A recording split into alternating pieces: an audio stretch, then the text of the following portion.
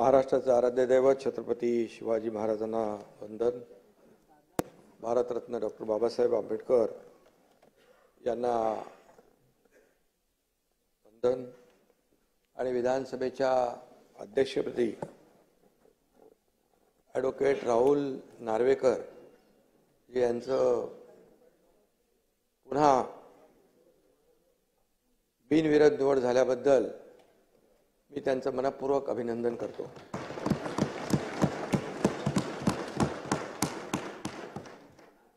देवेंद्रजी म्हणाले होते मी पुन्हा येईन, ते पुन्हा आले, त्यांचे अभिनंदन. त्यांनी आपला शब्द पूर्ण केला. आणि पण अध्यक्ष महोदय काय म्हणाले नव्हते, मगाशी आपण उल्लेख केला मी पुन्हा येईन, पण ते पुन्हा आले. आणि याचा आनंद सर्वांनाच आहे. गेल्या 2.5 वर्षात त्यांनी केलेलं काम आपल्या समोर आहे. मी देखील त्यावेळेस सभागृहात म्हणालो होतो, तेव्हा दादा आम्ही दोघंच होतो. आम्ही म्हणालो आम्ही 200 पेक्षा जास्त आमदार निवडून आणू, नाही तर मी शेती करायला जाईन.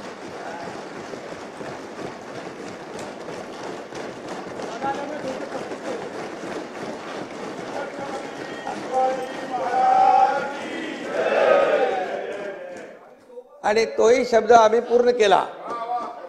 आणि त्यानंतर दादा आले, त्यामुळे त्याच्यामध्ये बोनस आलाय. 200 आम्ही 37 झालो. आणि म्हणून खऱ्या अर्थाने शेवटी हे जनता जनार्दनावर असतं. लोकशाहीमध्ये आपण महायुतीला प्रचंड महाराष्ट्रातल्या जनतेने यश दिलं. आणि विकासाचं आणि प्रगतीचं नवं पर्व या ठिकाणी सुरू झालेलं आहे. गेल्या वेळी बघितलं सभागृहामध्ये जसं विरोधी पक्ष चांगल्या कामाला मला सपोर्ट, जिथे काही सरकार चुकेल तिथे कान धरण्याचा अधिकार, परंतु ते सगळंच काही अस्तित्वहीन होतं. आणि यावेळेस तर विरोधी पक्ष नेत्यापदापर्यंत म्हणजे ती संख्या लागते ना, विरोधी बाकावाची संख्या चिंताजनक आहे. असं व्हायला नको होतं.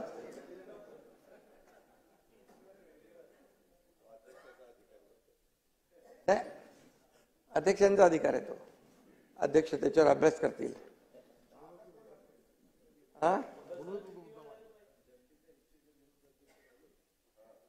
आणि अशाच काळामध्ये विधानसभेच्या अध्यक्षपदाची जबाबदारी आपल्यावर पुन्हा आलेली आहे. मुख्यमंत्री महोदयांनी सांगितलं राहुलजी अतिशय अत्यंत सक्षम, समतोल आणि समन्यायी भूमिका घेऊन काम करणारे आहेत. ते कुणावरही अन्याय करणार नाहीत नाना, याची खात्री बाळगा. गेल्या वेळेस तुम्ही म्हणाला होतात की डाव्या बाजूची जास्ती काळजी घ्या. त्यावेळेस जनतेनेच डाव्या बाजूची जास्ती काळजी घेतलेली आहे.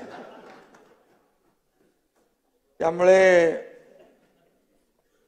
आणि अध्यक्षता आता घेणारच, कारण मगाशी सांगितलं एकदम सूक्ष्मपणे आपल्याकडे लक्ष दिलं पाहिजे. आणि अध्यक्ष महोदय ते करतील. ते कुणावरही अन्याय करण्यात येत नाहीत याची खात्री बाळगा. सर्वात तरुण अध्यक्ष हा विक्रम राहुल नार्वेकरजींनी गेल्या वेळेसच तोडलेला आहे. आणि सलग दुसऱ्यांदा अध्यक्षपदी विराजमान होण्याचा मान आपण पटकावला. आणि मगाशी त्याची उदाहरणं मुख्यमंत्री महोदयांनी सांगितली. पण बाळासाहेब भारदे यांना तो मान मिळाला होता. आणि राहुल नार्वेकर हे दुसऱ्यांदा अध्यक्ष झाले. हा दैदिप्यमान इतिहास सुवर्ण अक्षरामध्ये लिहिला जाईल. काही गोष्टी बऱ्याचशा गेल्या 2.5 वर्षामधल्या मी देखील यापूर्वी देखील म्हणालो की अनेक निर्णय, अनेक विकासाची कामं, विकासाचं पर्व, वेगवान गतिमान विकास, त्याचबरोबर लोककल्याणकारी योजना, हे कमी वेळामध्ये जास्तीचं काम, जास्तीचे निर्णय लोकहिताचे, लोकाभिमुख घेण्याचं काम आम्ही केलं. हे देखील ऐतिहासिक आहे. अध्यक्ष महोदय, गेल्या वेळेस आपल्या समोर कोणीतरी उमेदवार उभा होता अध्यक्षपदासाठी. कोण होतं? राजन साळवी होते. पण यंदा राजन साळवींना मतदारांनीच घरी बसवल्यामुळे दुसरं कोणी तुमच्या समोर उभा राहायलाच तयार नाही. आणि त्या नाना बरोबर ना, आणि त्यामुळे म्हणून मी आपले नाना पटोलेंचा आभार मानतो, कारण आपण अध्यक्षपद नार्वेकरांसाठी रिक्त केलं आणि तिथून गाडी सुरू झाली. मग ती गाडी अशीच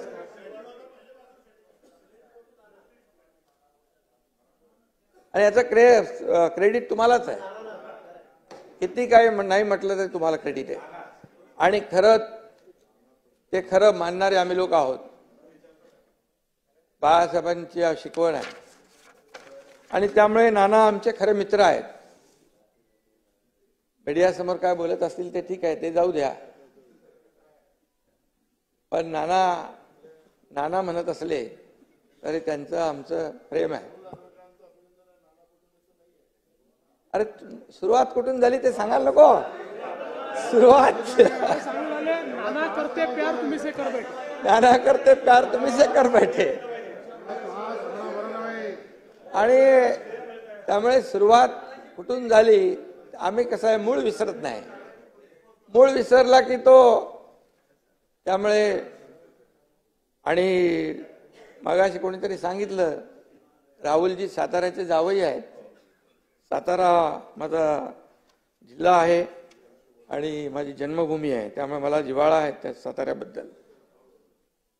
2022 मध्ये राहुलजी अध्यक्ष म्हणून आपण काम केलं आणि त्यावेळेस तो कसोटीचा काळ होता. सुप्रीम कोर्टाने आपल्यावर महत्वाची जबाबदारी टाकली होती आणि मगाशी म्हटल्याप्रमाणे अगदी टॉपचे वकील इकडे यायचे, काय या सर्व कायद्याचा किस काढायचे. आणि अशा परिस्थितीमध्ये त्याही वेळेत आपण अत्यंत सखोल अभ्यास करून सचोटीने आणि शांतपणे निर्णय दिला. किती दबाव आणला तरी सुद्धा आपण तोल ढळून न दिला, संयम आपण ठेवला आणि न्यायाचा काटा चुकीच्या बाजूला झुकत नाही हे दाखवून दिलं. आणि तो आपण घेतलेला निर्णय तो योग्यच होता, कारण आता झालेल्या निवडणुकांमध्ये देखील जनतेने तोच न्याय दिला, आपण दिलेल्या न्यायाला अनुसरून.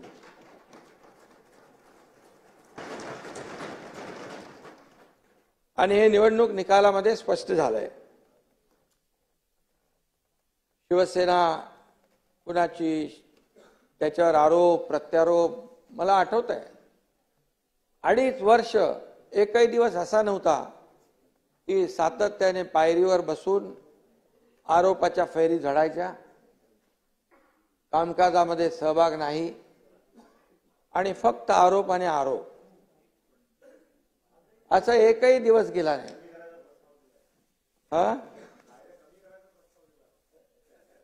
आणि म्हणून खऱ्या अर्थाने राहुलजींच्या, आम्ही त्याला काही लक्ष दिलं नाही. नाना आम्ही काम करत राहिलो. मी नेहमी सांगायचो आम्ही काम करणारे लोक आहोत. आम्ही अगोदर दोघं होतो, नंतर अजितदादा आले. तिन्ही शिफ्टमध्ये 24/7 काम चालू झालं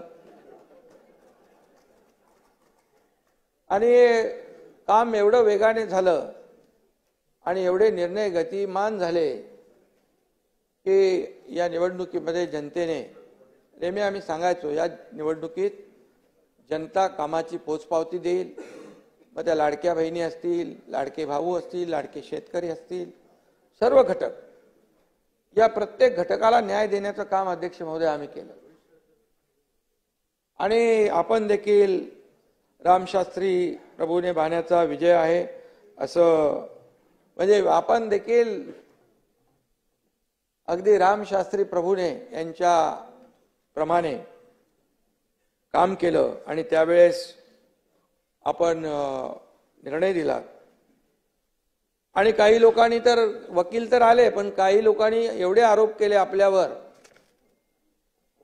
काही त्यातले प्रवक्ते होते, काही विश्व प्रवक्ते होते, काही कुठले कुठले होते, काही भोंगे होते, सगळ्यांनीच आरोप केले. आणि तरी सुद्धा आपण संयम ठेवला, आपण कोणाला घाबरला नाहीत. म्हणून मी एकच सांगतो, कर नाही त्याला डर, त्याला नाही डर, कर नाही त्याला नाही डर, उसका नाम राहुल नार्वेकर.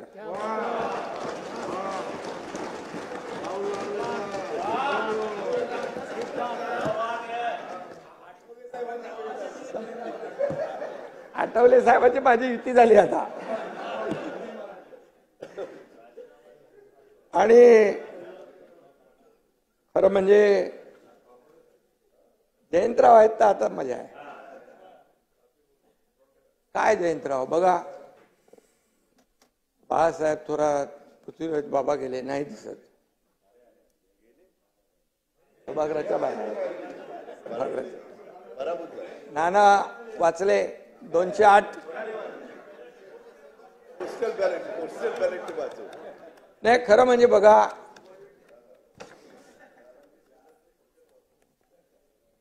आता ईव्हीएम घोटाळा असता तर तुम्ही इथं नसताना.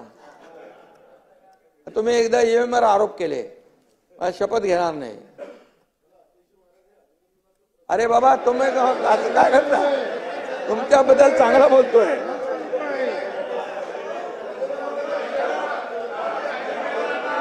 अभिनंदन.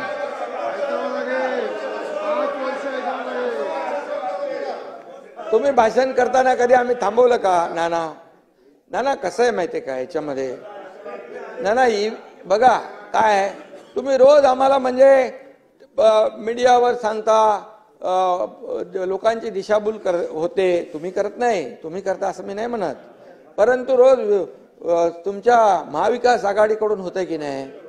आता बघा म्हणाले काल 79 लाख मतं मिळाली शिवसेनेला, त्यांचे आले 57 आमदार.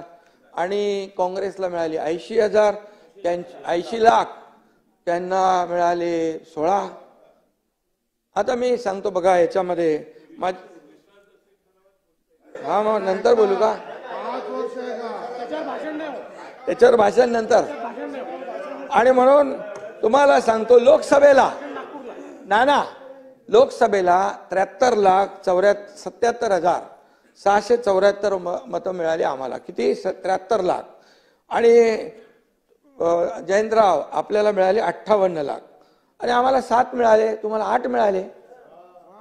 मग आता आम्ही काय म्हणायचं बरं? दुसरी गोष्ट, लोकसभेमध्ये महायुतीला अध्यक्ष महोदय थोडं सांगायला पाहिजे, नाही तर लोकांमध्ये काय जे सांगतात तेच खरं मानतात.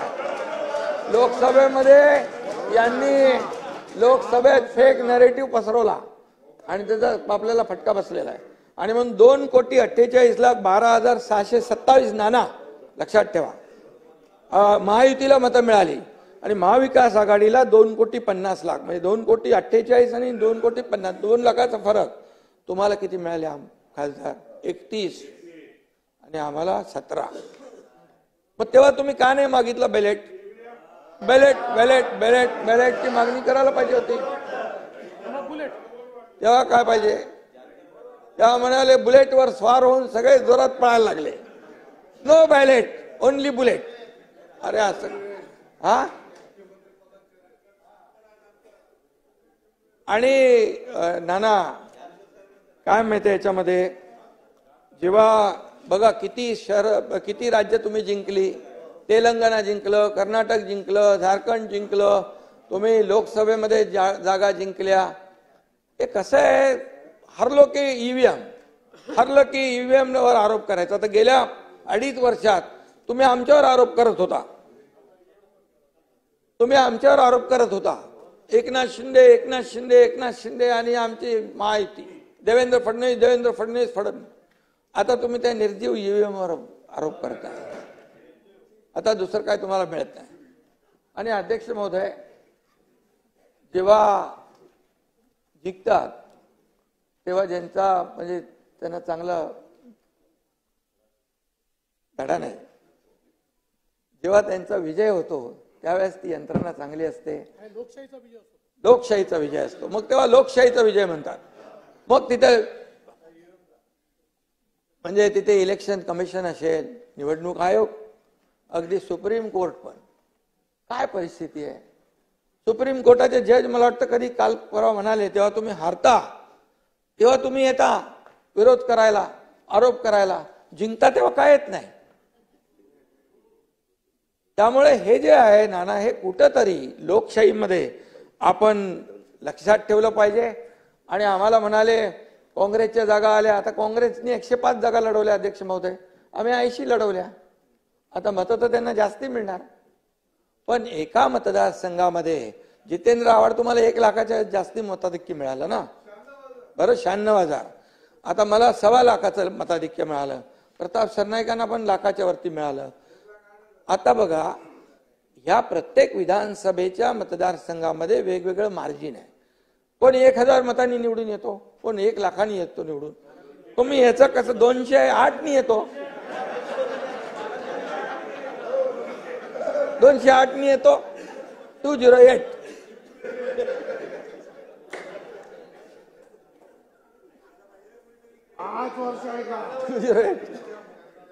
नाना आमचे मित्र आहेत. नाना, मी पण बघा एकदम सरळ मनाचा आहे, तसं नाना पण आमचा दिलदार आहे आणि बोलतो पण मन मोकळा ढाकळा मनाचा आहे. आणि त्यामुळे जे आहे ते खरं आहे ते मी बोलतो. मी खोटं कधी बोलत नाही. मी कधीच माझ्या आयुष्यामध्ये कधी कुणावरही खालच्या पातळीवर जाऊन आरोप केला नाही. हे काय, हे आपलं वस्तुस्थिती आहे. ही लोकांमध्ये गेली पाहिजे, जनतेमध्ये गेली पाहिजे की तुम्ही जे काय सांगता की याचा आता कुठं तिकडे मार्कडवाडीला तुमची सगळी गेलेली आहे. मार्कडवाडी होय, मार्कडवाडी. आता मला कोणीतरी सांगितलं मार्कडवाडीतले बाहेरचे लोक कोणी येऊ नका, मार्कडवाडीवाल्यांनी सांगितलं, आम्ही आमचं बघतो असं तिकडे कोणीतरी आता तिथले गावकऱ्यांनी सांगितलंय. तर मार्कडवाडीत जाऊ नका, आता उगाच तिकडे ते कार्यक्रम होईल. आणि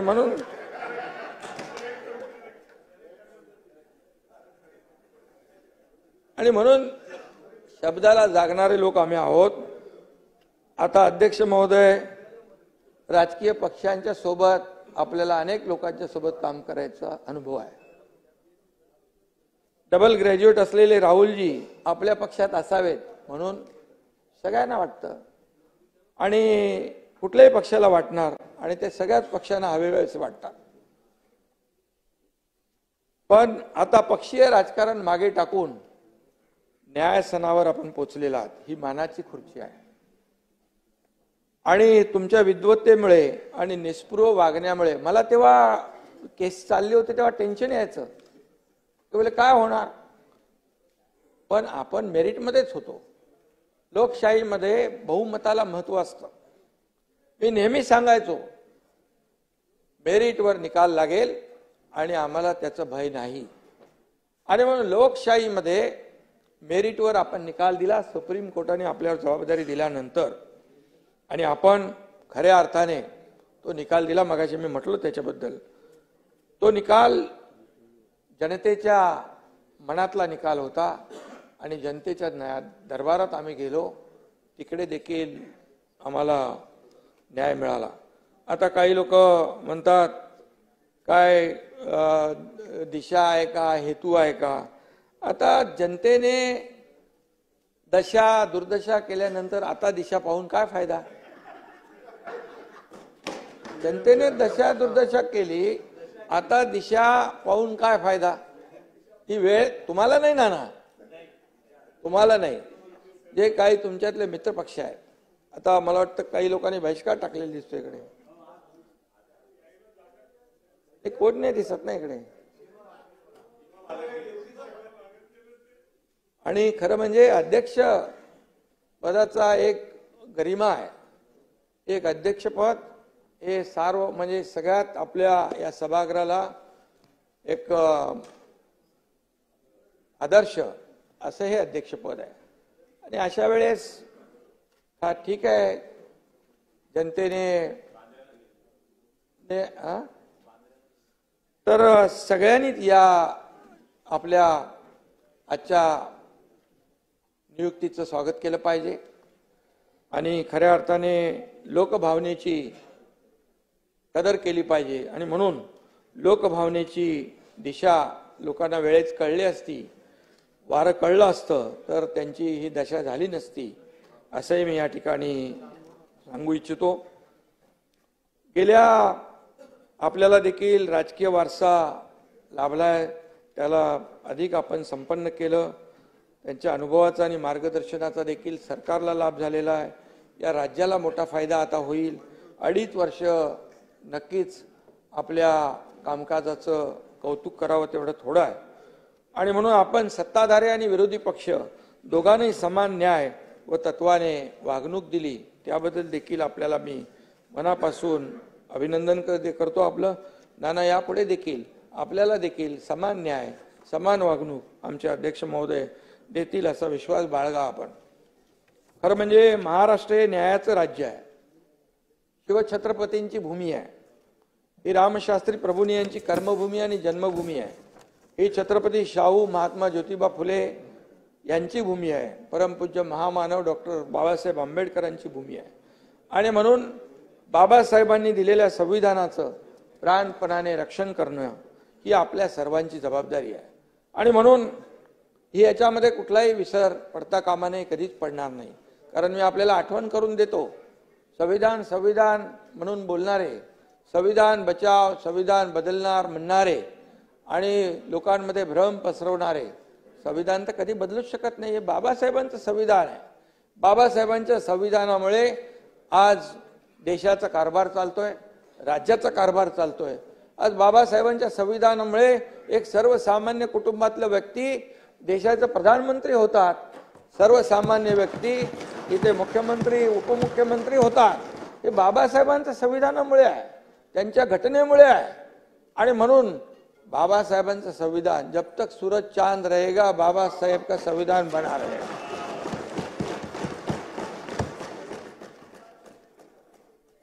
आणि म्हणून खरं म्हणजे बाबासाहेबांचं संविधान आठवण कोणी केली, कोणी ठेवली? 50-60 वर्षात कधी ठेवली आठवण? ज्यांचं सरकार होती, या देशाचे लोकप्रिय प्रधानमंत्री नरेंद्र मोदीजी 2014ला आले. त्या 2015 पासून संविधान दिन सुरू केला. संविधान दिन पहिल्यांदा सुरू झाला. मग संविधान बचाव, अरे बाबा काँग्रेसवाल्यांनी बाबासाहेबांना 2दा पराभूत केलं, 2दा.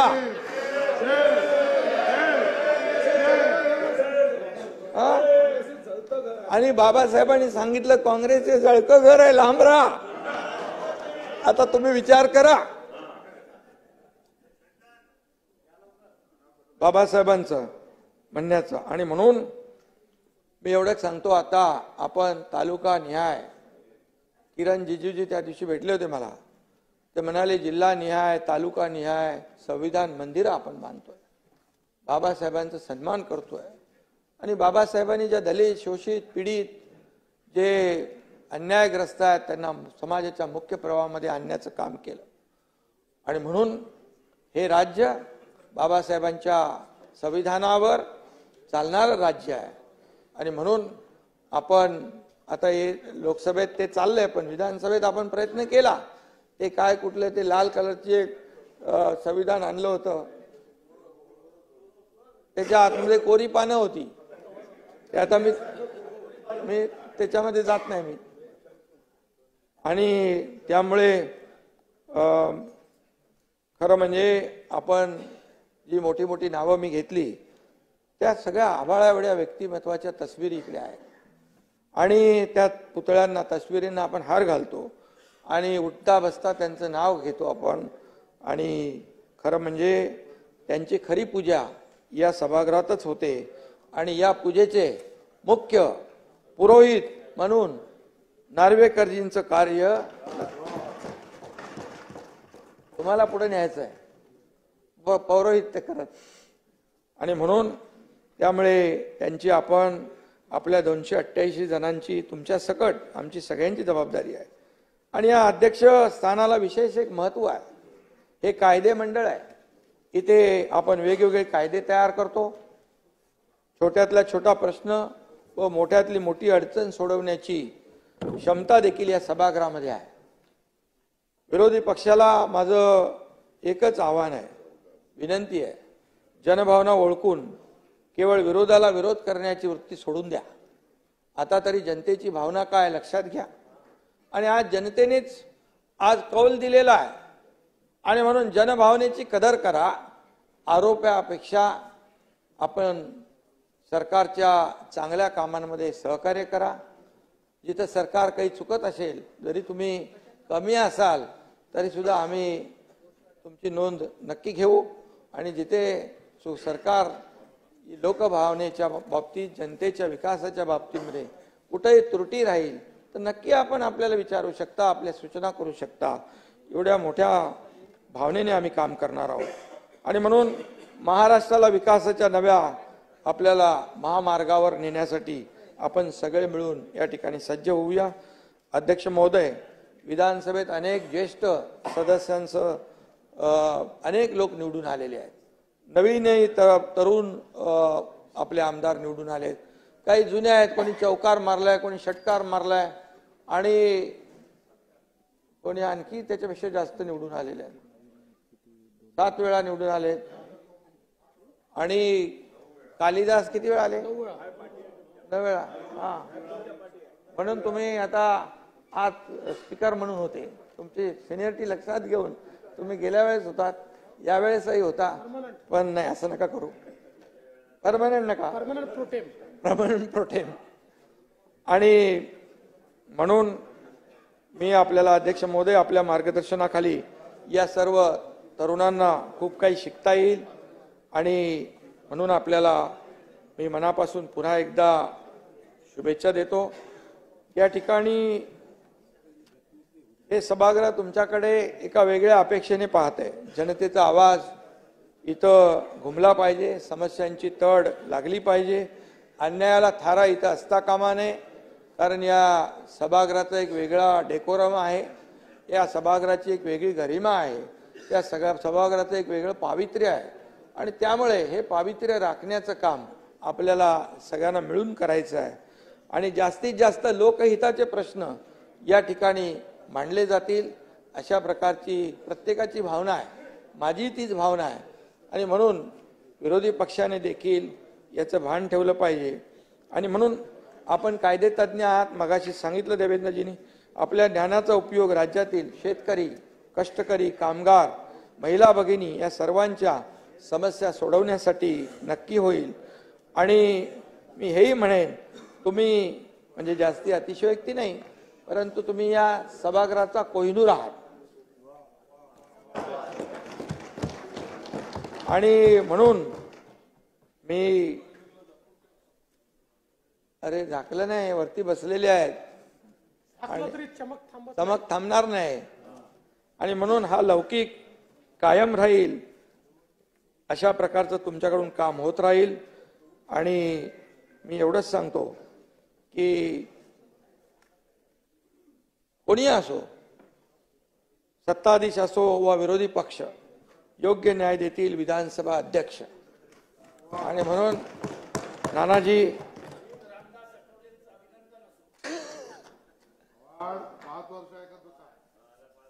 तुमचं पण ऐकू, आम्ही तुमचं पण ऐकू, पण तुम्हाला ऐकण्याची सवय ठेवा.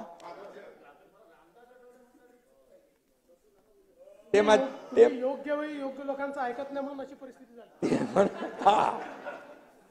अशी परिस्थिती झाली. म्हणून मी पुन्हा एकदा विधानसभा अध्यक्षांचं मनापासून अभिनंदन करतो.